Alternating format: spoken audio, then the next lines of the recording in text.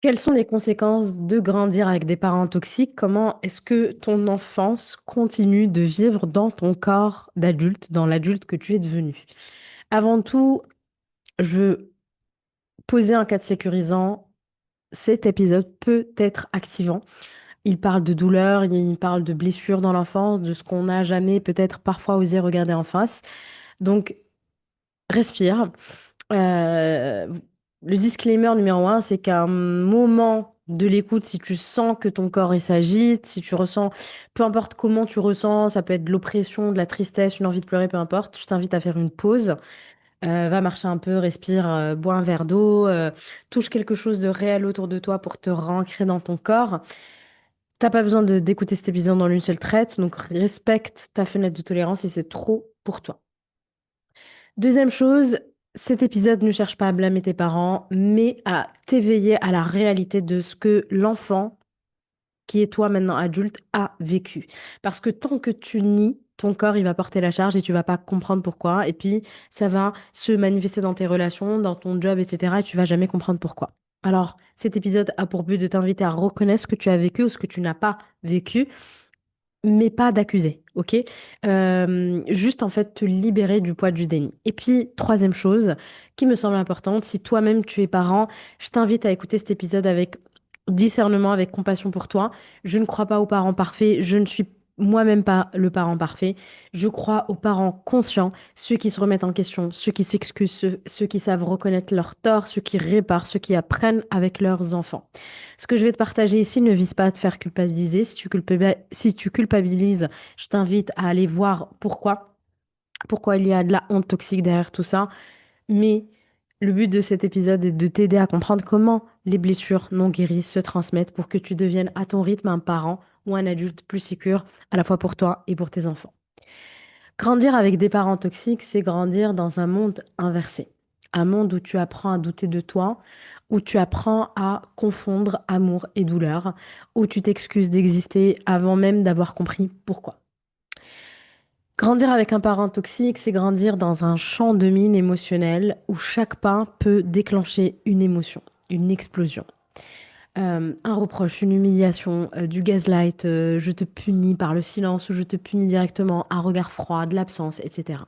Et le pire, c'est que souvent, tu t'en rends même pas compte. Parce que quand tu grandis dans le chaos devient ta normalité. Si l'enfant, il grandit dans un certain schéma familial, il ne pense pas, il ne sait pas, il ne s'imagine même pas qu'il y a autre chose ailleurs. C'est sa normalité. Tu crois que tout le monde, en fait, vit comme ça, tu crois que c'est toi le problème.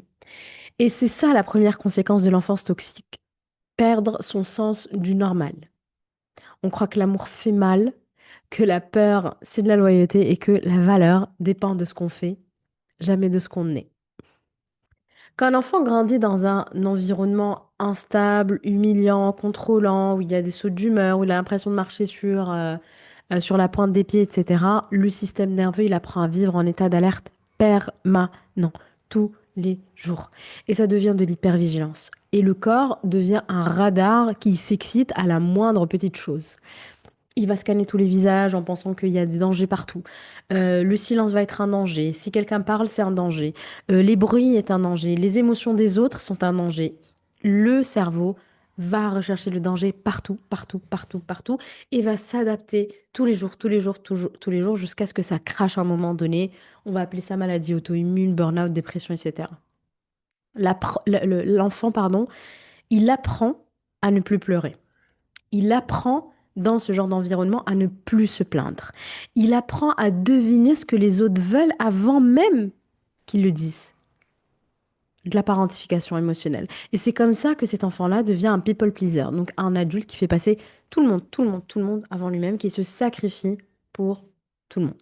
Et cette hypervigilance, elle disparaît pas avec le temps, au contraire, elle s'accentue, elle s'accentue, elle s'accentue et devient ton mode par défaut. Et même adulte, ton système nerveux reste programmé sur j'évite la catastrophe. C'est pour ça que le moindre haussement de voix va te faire sursauter, c'est pour ça que tu supportes pas les conflits, c'est pour ça que ton corps reste crispé, même quand il se passe rien, etc., etc. Ce n'est pas de l'hypersensibilité forcément, c'est du trauma. Tu as été traumatisé d'avoir été trop exposé à tout ça depuis enfant. Et ton corps, il a jamais eu la chance de se détendre. Il a jamais eu la chance de créer un environnement sécurisant. Il a jamais eu la chance de créer un vortex de guérison pour venir compenser cet excès de trauma. Et aujourd'hui, c'est ton corps qui t'envoie des signaux. Peu importe comment ça se manifeste chez toi. De l'anxiété, de l'endométriose, douleurs chroniques, fatigue, difficulté à dormir, dérégulation émotionnelle, peu importe. Ce sont des symptômes qui viennent te dire quelque chose. Ok. Gabor Maté, qui est un médecin que je te recommande, qui a écrit beaucoup de choses sur le trauma, principalement en anglais, hélas, si tu ne parles pas anglais, il dit que l'enfant choisira toujours l'attachement avant de choisir l'authenticité. Quand le parent, il est toxique, tu apprends que ton amour pour lui te fait souffrir, alors que c'est complètement insensé, on est d'accord. Mais perdre ce parent-là serait encore pire. Parce que quand t'es enfant, t'as 5 ans, qu'est-ce que tu vas faire si tu perds ce parent-là? Qui va te donner à manger, qui va te nourrir, qui va te donner un toit sur la tête? Donc perdre ce parent-là, ça serait pire. Même si t'as le pire parent au monde, le perdre, c'est encore pire. Alors tu t'adaptes. Tu t'oublies complètement, tu t'effaces, tu fais complètement taire ta vérité. Tu fais complètement taire ton authenticité. C'est pour ça que le dernier chapitre du programme Sécuriser son enfant intérieur va à la recherche de cette authenticité perdue, justement. Et quand tu es adulte, tu reproduis exactement ce schéma. Tu vas tomber amoureux de personnes qui sont émotionnellement indisponibles. Tu vas rester dans des relations où tu donnes tout, tout, tout, tout, et il y a zéro réciprocité. Tu as peur d'être abandonné, d'être rejeté, tu as peur, voilà, t'as peur de un milliard de choses. Tu vas choisir des partenaires ou des amis qui vont te renvoyer la même insécurité que ton parent parce que tu es habitué à ça. Tu vas revivre le trauma. Tu vas le revivre, le revivre, le revivre, en espérant cette fois-ci le réparer. Tout ça, évidemment, c'est inconscient. Tu le fais sans t'en rendre compte et puis tu te dis pourquoi j'attire à moi que des pervers narcissiques, pourquoi j'attire à moi que des personnes indisponibles émotionnellement, etc., etc. Et tant que tu ne guéris pas, tu choisis inconsciemment le connu, même si le connu il te détruit, même si le connu est ton enfer. C'est le principe du système nerveux. Le système nerveux, il va toujours, toujours choisir le familier, même si le familier c'est le chaos. Et il ne va pas choisir ce qu'il ne connaît pas, même si ce qu'il ne connaît pas, ça pourrait être le paradis pour lui. Tu cherches l'amour dans le danger, tu cherches la sécurité dans le contrôle, tu cherches la reconnaissance dans le sacrifice. Mais l'amour sain ne demande pas la peur. L'amour sain n'exige pas que tu te plies. L'amour sain n'exige pas que tu disparaisses. Il ne t'oblige pas à t'oublier pour être accepté. Grandir avec un parent toxique, c'est apprendre que ton ressenti est trop, que tes émotions dérangent, que ton intuition, elle ment. Et à force de t'entendre dire tu inventes, tu dramatises, c'est dans ta tête, etc., tu finis par ne plus te croire toi-même. Donc c'est le gaslighting, j'avais fait un épisode sur ça. C'est une invalidation chronique de ton expérience, de ce que tu ressens. Et en fait, plus tu grandis et plus tu deviens toi-même ton propre bourreau et tu deviens toi-même ton propre auto-gaslighter. T'as plus besoin de ton parent, en fait. Ok? Donc, qu'est-ce que, quelles sont les conséquences de tout ça? Tu deviens un adulte qui doute de tout. Tu deviens un adulte qui demande en fait la permission d'exister, de respirer. Tu cherches sans arrêt la validation à l'extérieur. Oups, pardon. Donc tu vis en fait chez les autres, mais tu ne vis pas chez toi. Tu attends tout le temps que ça soit l'autre qui valide ton expérience, ton ressenti. T'es sûr, je dois faire ça, je dois faire ci, etc. Tu n'as aucune capacité à te faire confiance. Et puis ensuite, on va me dire, j'ai pas d'intuition. Non, tu as de l'intuition. C'est juste que tu es traumatisé.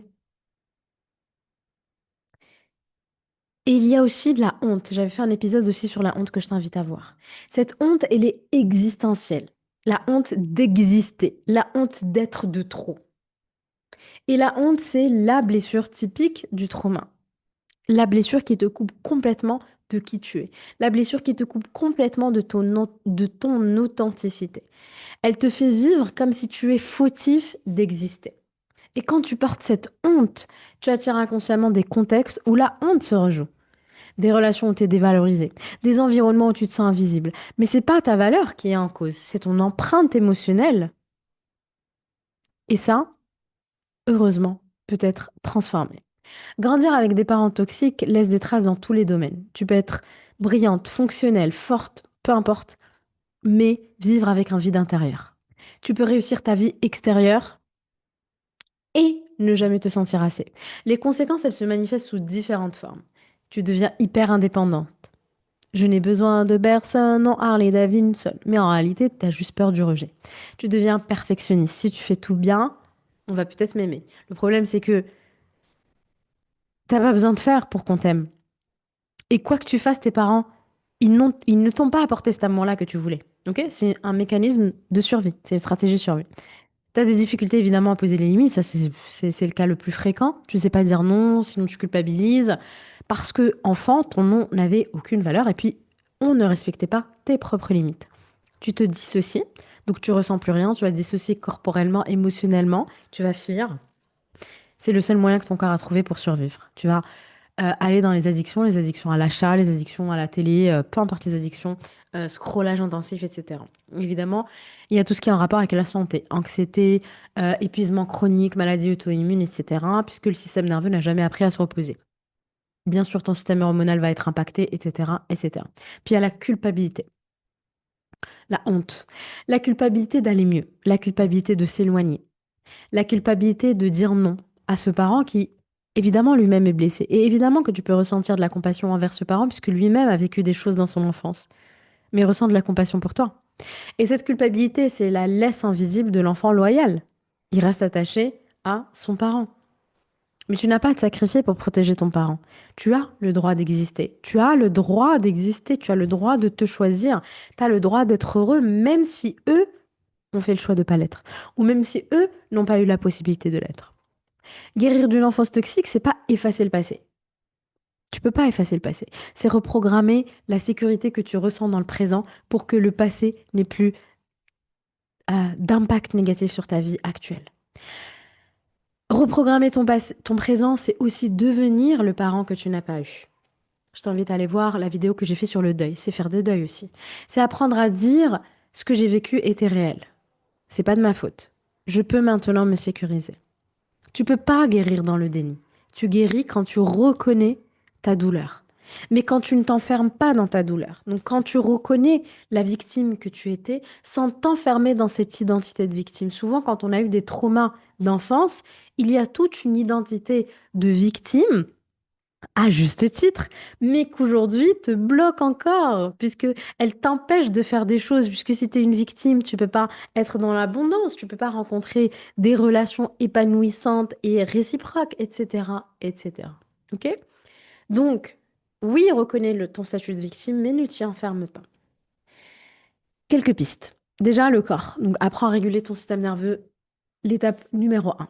Ok, tu trouveras en barre d'infos un e-book gratuit sur le b.a.-ba de la régulation du système nerveux que je t'invite à télécharger pour savoir comment tu fonctionnes et qu'est-ce qu'il faut faire, quel est le b.a.-ba de la régulation. Et puis si tu veux aller plus loin, je t'invite à rejoindre mon programme Ciao Anxiété qui est un programme de 30 jours avec et de la théorie et de la pratique pour réguler ton système nerveux et sortir de ton trauma.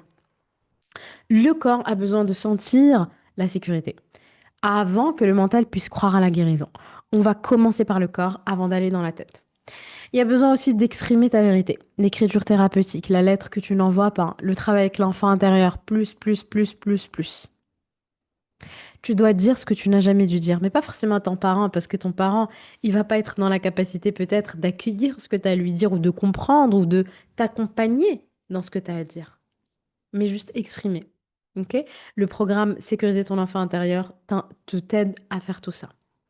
Pareil, si tu veux quelque chose de gratuit, tu as le e-book gratuit pour faire un bilan de ton enfance et tu trouveras aussi une méditation pour aller à la rencontre de ton enfant intérieur et voir ce dont il a besoin, ce qu'il a à te dire. Répare la relation avec toi. Apprends à t'écouter, à te valider, à poser tes limites, à trouver des ressources, même si c'est difficile pour toi et que tu n'as pas l'habitude de faire ça. Et puis, brise ces cycles de honte. T'as pas à réparer ton parent. T'es pas responsable de son bonheur. T'es pas responsable de son malheur non plus. Choisis la liberté émotionnelle, ok? Et l'amour sain, il vient pas avec le contrôle, il vient avec la sécurité. Tu as besoin de te passer en priorité. Puisque le propre du trauma, c'est d'avoir peur de perdre l'autre. Mais une fois que tu commences à guérir, tu vas te dire, j'ai peur de perdre l'autre, mais j'ai encore plus peur de me perdre moi-même. Alors aujourd'hui, je te pose la question, tu as plus peur de perdre l'autre ou de te perdre toi-même. Grandir avec des parents toxiques, c'est être né dans une maison sans lumière. C'est apprendre à voir dans le noir. Et puis un jour, tu réalises que tu peux juste allumer ta propre flamme, ta propre lumière et que tu as le droit de le faire. Tu peux choisir d'aimer sans te perdre. Tu peux choisir ta sécurité sans te couper de qui tu es, sans te couper de ton cœur, de ton corps. Et la vérité que tu vas choisir pour toi, elle va déplaire. Si tu brises quelque chose de ton système familial qui se répète de génération en génération, mais bien sûr que ça va déplaire, bien sûr qu'ils ne vont pas apprécier. Et il y a besoin que tu apprennes que c'est OK aussi et que ça fait même partie du processus. OK? Tu n'as pas à réparer ton parent. Coupe la loyauté pour lui. C'est pas parce qu'il a eu une vie de difficile, de labeur que tu dois faire pareil. Tu peux choisir autre chose avec amour pour lui et pour toi. Tu as le droit de te reconstruire. Et c'est pas parce qu'ils t'ont fait du mal que tu dois te faire souffrir à ton tour. Ils t'ont fait du mal, reconnais ça, va rassurer, réparer l'enfant en toi et puis choisis de guérir. Tu peux être la fin d'une histoire de douleur. Tu peux être ce pont de guérison pour toi, pour ta lignée et pour tes enfants si t'en as. Et même si t'en as pas. N'hésite pas à me dire ce que cet épisode a provoqué en toi. Est-ce qu'il y a des prises de conscience ou autre? N'hésite pas à liker, à laisser un commentaire, à partager pour faire connaître ce podcast ou cette vidéo, peu importe la plateforme via laquelle tu m'écoutes. Je te dis à très bientôt dans un prochain épisode. Ciao, ciao.